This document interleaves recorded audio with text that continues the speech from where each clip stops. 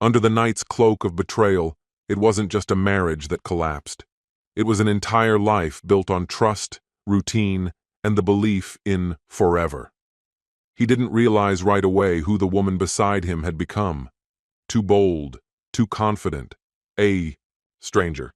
When familiar touches vanish and are replaced by passwords, unfamiliar scents, and traces of someone else, what begins isn't suspicion, but realization. He didn't scream. He took action. A detective, photos, proof. But instead of one affair, he uncovered a web of lies. She had been living a separate life and believed she could walk away untouched. She was wrong.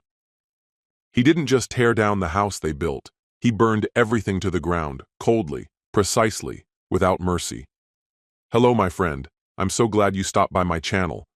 If you're here for the first time, don't forget to subscribe and share this video with your friends or family. It really helps my channel a lot. Please tell me in which city or country you watched this video. I value every one of your comments. So, let's get started. Sleep eluded me again.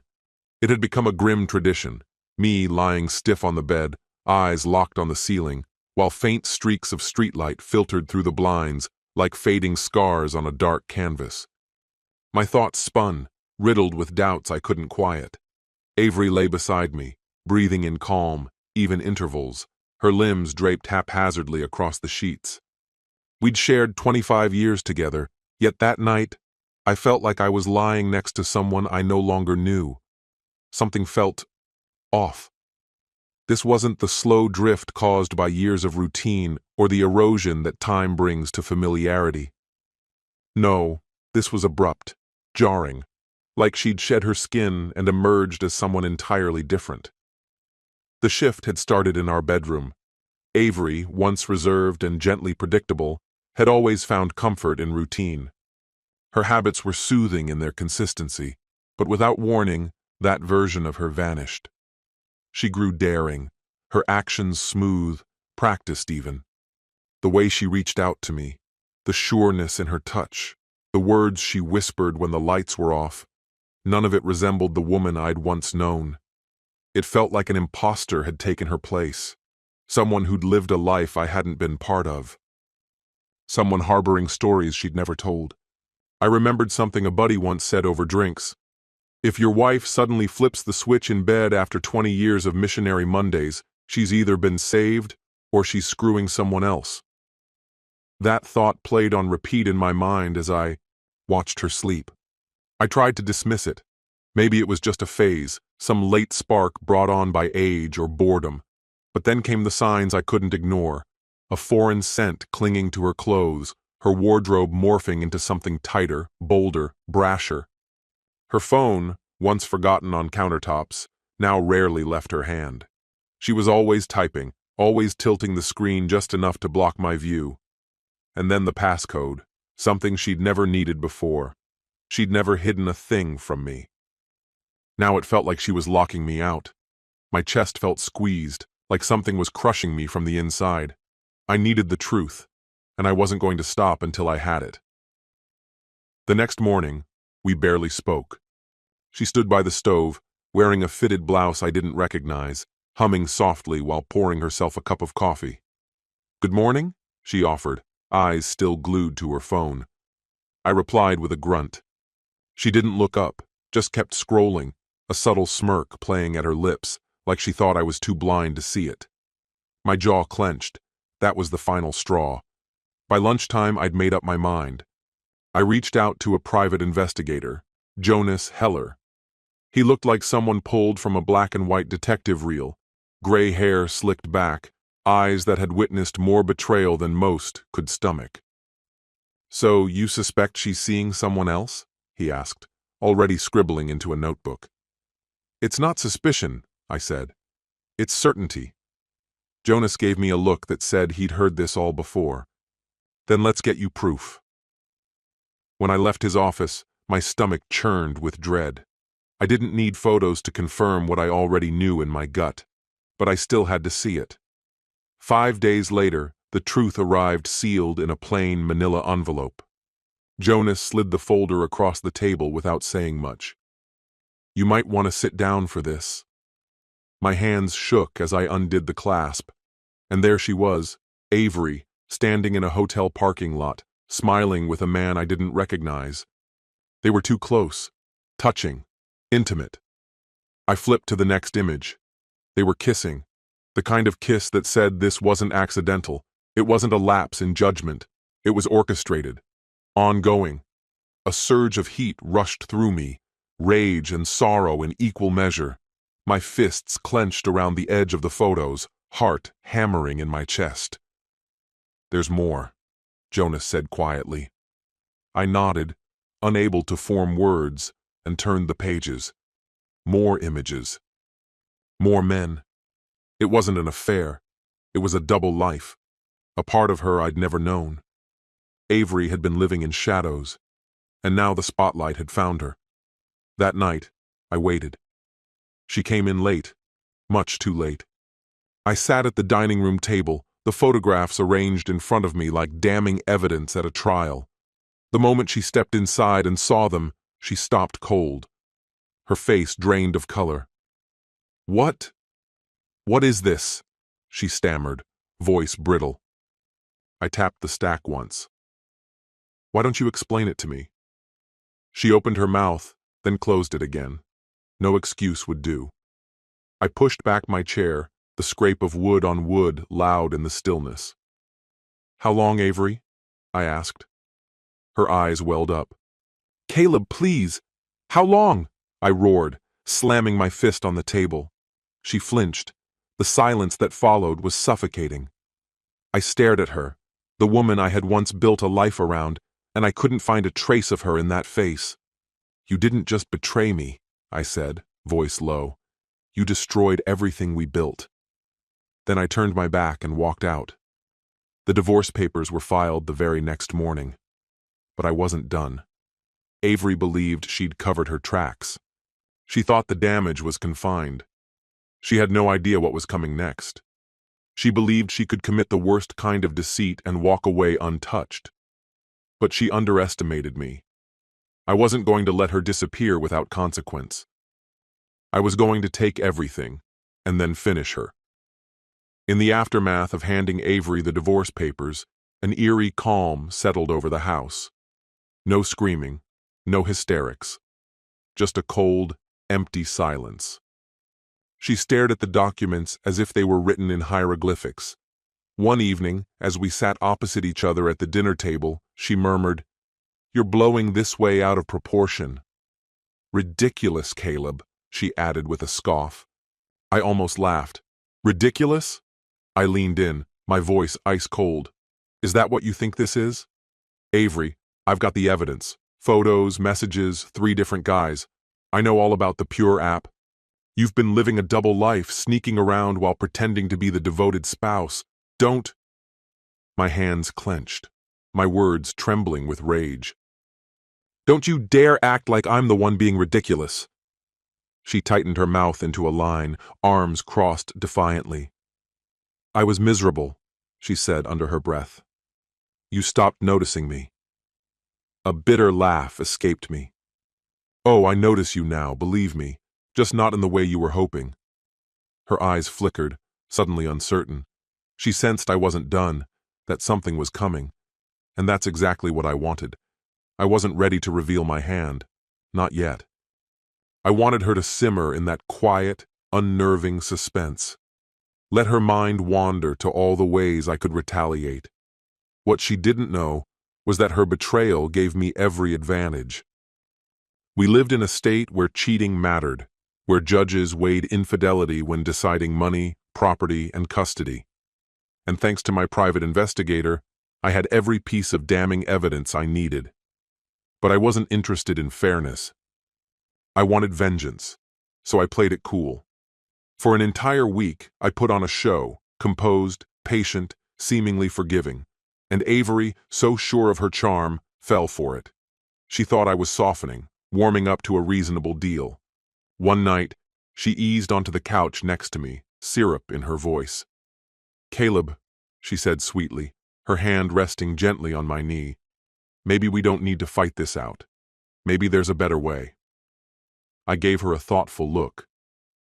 A compromise? I echoed. She lit up. Yes, there's no reason to make this messy. We can work it out, just us. I nearly laughed in her face. After months of sneaking around and humiliating me, she wanted to smooth things over like we were civil friends catching up over coffee. Classic Avery. She had no idea what was coming. While she thought she was leading me to some peaceful middle ground, I was baiting the hook. I was setting a trap she wouldn't see until it was too late. I met with my attorney, Nora, and spelled out exactly how we were going to dismantle Avery's future. Freeze all joint accounts, I told her. I don't want her touching a penny. Nora nodded. Good. What's next?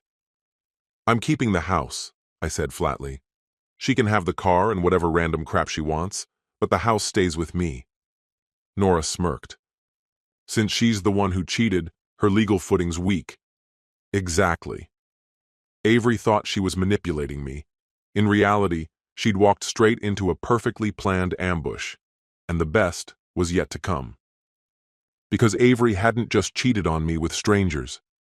One of her affairs, Daniel, was married, and I made it my mission to find his wife. Took some work, but eventually I tracked her down. Renee, kind, unsuspecting, had no idea her husband was shacking up with mine in sleazy motels. So I set up a meeting. We met in a quiet cafe downtown. She looked at me across the table, polite but confused. I'm sorry, but why did you want to meet? I slid a manila folder toward her. You deserve to know what your husband's been doing. She hesitated before taking it. Her hands trembled as she opened it and flipped through the contents. Photo after photo of Daniel and Avery, embracing outside bars, sharing drinks, caught in moments no wife should have to see. Her face went pale. No, she whispered. No, he wouldn't. He did, I said, sipping my coffee. That's why I'm ending my marriage. Her eyes filled with tears. She clutched the folder like it was the only thing keeping her upright. I need to leave, she stammered, getting up quickly. I need... Renee, I said softly but firmly. I've got a proposition for you, I said. She froze mid-step. I moved closer, letting the dim light carve sharp angles across my face. Do you want to destroy them? Renee faltered. Doubt flickered in her eyes at first. But as I laid it all out, every calculated point, every deliberate move, her uncertainty gave way to something else. Determination. By the time I finished, the tears had vanished. What remained in their place was resolve. No longer fragile or shaken, she was ready to strike. Together, we orchestrated a merciless pinpoint operation designed to bring Avery and Daniel to absolute ruin. It all started with the proof. We mailed unmarked envelopes, photos, chat logs, entire conversation threads, to Daniel's office, to Avery's family, to anyone remotely connected to them. In just a few days, Avery's pristine image shattered. The woman once admired became a pariah. Daniel's fate was worse. His wife tore him apart. She didn't just leave him, she gutted him. She filed for divorce, evicted him, and submitted every sordid detail to his employer. Where marital fidelity wasn't a guideline, it was a contractual obligation. By Friday, Daniel had lost his wife, his job, and his reputation. Avery? She was left utterly alone, but I wasn't done yet. The night she realized just how far she had fallen, she showed up at my door. Her makeup ran in dark streaks down her cheeks, her eyes wide and terrified. Caleb, she gasped, please. I made a mistake. I folded my arms, looking at her like she was something rotting on the pavement. A mistake? I said, my tone ice cold. Losing your wallet is a mistake. Forgetting to return a call. You didn't make a mistake, Avery. You made a choice, over and over again. She crumbled in front of me, sobbing uncontrollably. I just want to fix things, she pleaded. I laughed, a harsh, guttural sound that cut through the night like a blade. "Fix this?" I stepped in close, towering over her. "You wrecked everything. You betrayed everything we had. You turned into the very thing you used to hate, a fraud, a traitor. And now you're begging for forgiveness?" She nodded, desperate, clinging to whatever sliver of hope she had left. I leaned forward, my voice a whisper, but sharp enough to pierce. "I want you to remember this moment for the rest of your life. You, on your knees, asking me for another chance."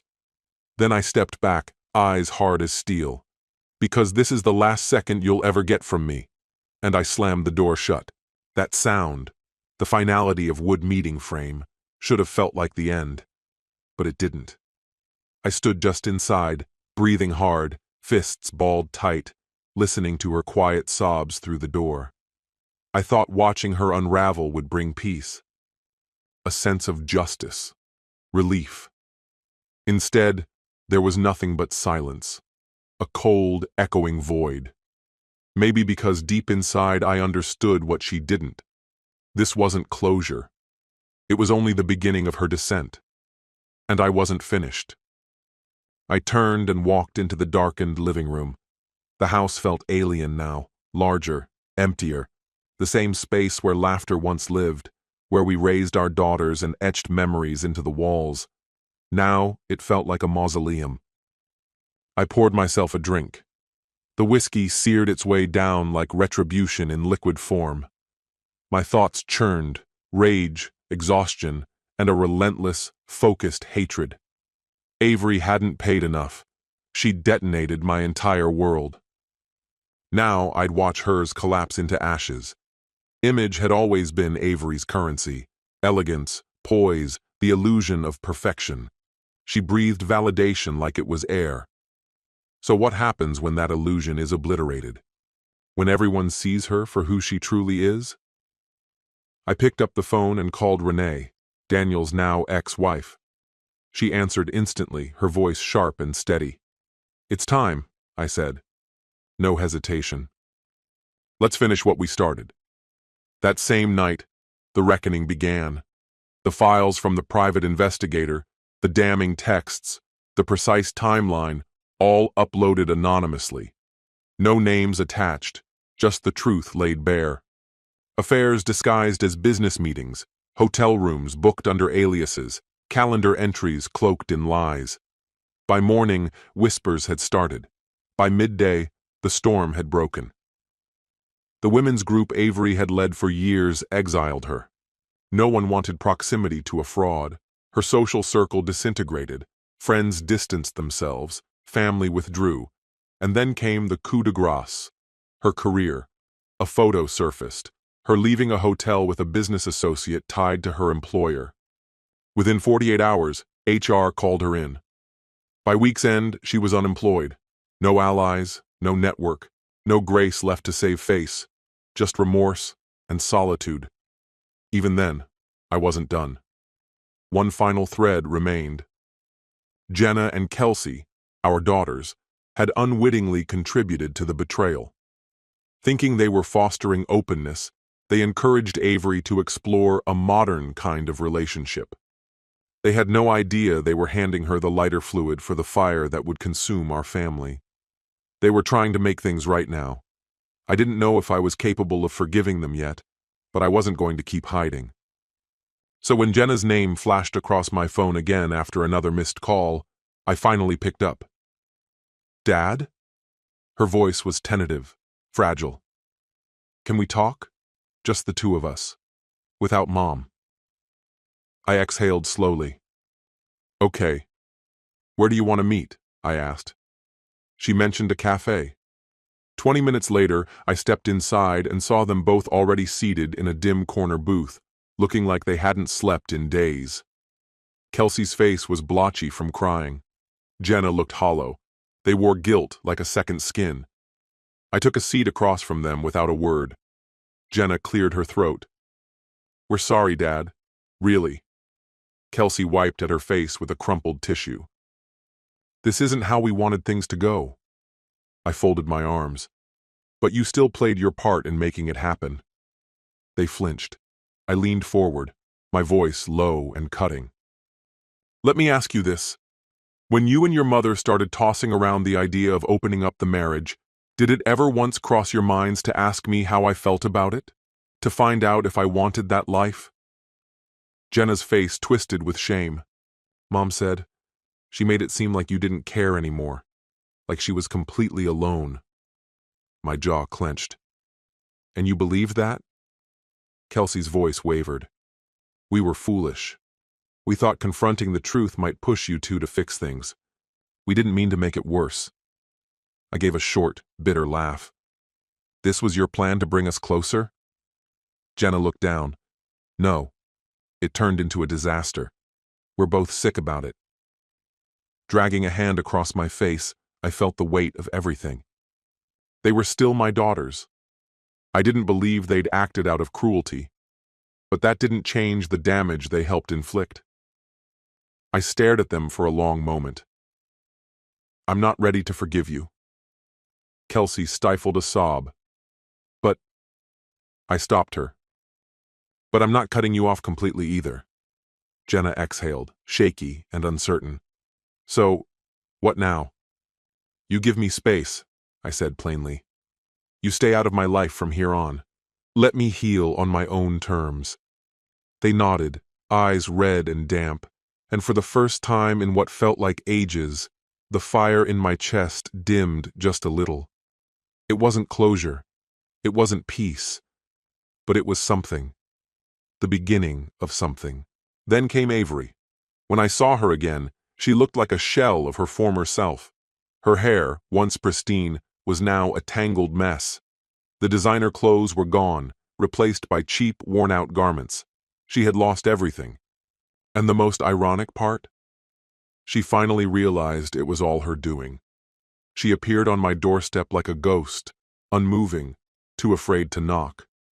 When I opened the door, she just stood there, tears streaking silently down her face. Please, she murmured. I met her gaze. Please what? She looked broken. I don't know, she said, her voice barely audible. I want my life back. I tilted my head. You mean the life you wrecked? She began to tremble. The silence between us grew dense, filled with all the consequences she never imagined would catch up with her. Then I gave her the only response I had left. It's over. Her face collapsed, and I shut the door in her face. That was the end. But she didn't leave right away. She stayed just beyond the door, weeping quietly, hugging herself like her own arms could protect her from the fallout. I watched through the peephole. I didn't feel fury or sadness, not even relief. Just nothing. She'd made her choices, and now she had to live with them. I walked away from the door. Eventually, the sound of her crying softened, and I heard the slow, defeated shuffle of her feet descending the porch. When I checked again, she was gone. Truly gone. But she hadn't hit bottom yet, not completely. There was still one last thing she hadn't lost: the money. She'd been surviving on what little savings she had left, probably believing she could bounce back. What she hadn't realized was that I'd already pulled out every support beam beneath her. She was unemployed, and HR had made sure that no new doors would open. No job, no allies, just the fallout of her own making. Her social circle had disintegrated, and whatever reputation she once clung to was now in shambles. I made sure to conclude the divorce strictly on my own terms. She walked away with only what the court mandated. No assets, no financial support, and certainly no trace of the opulent life she once flaunted so proudly. The woman who once thought she was untouchable was now completely powerless. She tried reaching out to a few of her former affairs, but unsurprisingly, not one of them responded. Daniel disappeared completely. Logan cut her off without a word. And that clown who used to go by Nacho's Man, he didn't even remember her name. Whatever spell she once cast had long since worn off. She was no longer the fantasy she'd pretended to be, just a discarded shadow of who she thought she was. Then came the cruelest blow. A mutual acquaintance told me Avery had moved into a dilapidated apartment near the city limits. From luxury high-rises to a crumbling one-bedroom with peeling paint and broken blinds. The irony? It was the very same seedy motel where she once carried out her betrayals. That place was now her home. I hadn't spoken to Jenna or Kelsey, not because my love for them had faded, but because I hadn't been ready to forgive. Then, one night, Kelsey appeared at my doorstep alone. She stood on the porch, pale and hesitant, holding a small envelope tightly in her hands. I paused at the door before stepping outside. "What are you doing here?" I asked. She hesitated, then said, "Dad, I need to talk to you." I crossed my arms. "I'm listening." Her voice shook. I want to see Mom." My muscles tightened. Her eyes dropped. "She's not okay." I let out a dry, bitter laugh. "That's not my problem anymore." Pain flickered in her expression. I know this is all her fault. But seeing her like that, it made something click for me. "We all had a hand in this," she whispered. I stayed silent. Then she held the envelope out toward me. "It's a letter, from me and Jenna. We didn't trust ourselves to say it right, so we wrote it instead." I hesitated before finally taking it. Kelsey pressed her lips together, barely audible now. "We miss you, Dad." Before I could reply, she turned and walked away. I stood there long after the door had closed behind her, the envelope still in my hand. Eventually, I opened it. Every word inside was soaked with sorrow, regret, and a desperate yearning. As I read, the bitterness I'd carried for so long began to crack. Time passed. I slowly began rebuilding. I returned to work, reconnected with old friends. Brick by brick, I started to reconstruct the life Avery had tried to destroy. And then one afternoon, a final message came through, from an unlisted number. "Avery, I know you'll never forgive me, but I need to say this. I'm sorry. I destroyed everything, and I deserve where I ended up. I just hope you find peace someday." I stared at the message for a long time. I could have answered. I could have poured every ounce of rage into one final response. But instead, I did the only thing that felt right. I deleted it. Then, with a deep breath, I turned away from it all. And for the first time in years, I felt something lift. Avery was gone from my life. The betrayal, the grief, the weight of it all. It had finally lost its grip on me. And my daughters were coming back to me, slowly but surely. It wasn't perfect, but healing had begun. That evening, standing alone on the back porch as the sun cast warm streaks across the sky, I let the breath escape my lungs. Because for the first time in what felt like forever, I felt free. Avery had fallen, and I had finally risen. This story has come to an end. What's your opinion? Share it in the comments, my friend. And if you like this story, check out other exciting videos on my channel. I'll say goodbye until the next video. See you.